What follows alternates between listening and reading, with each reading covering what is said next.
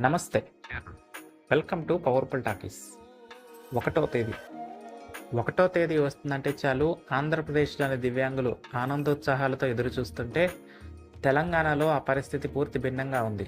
తెలంగాణలో ఎప్పుడు పెన్షన్లు పడతాయో, ఎప్పుడు తెలంగాణ ప్రభుత్వం పెన్షన్లు వారి అకౌంట్‌లో జమ చేస్తుందో తెలియక తెలంగాణలో దివ్యాంగులు తీవ్రమైన ఇబ్బందులకు గురవుతున్నారు.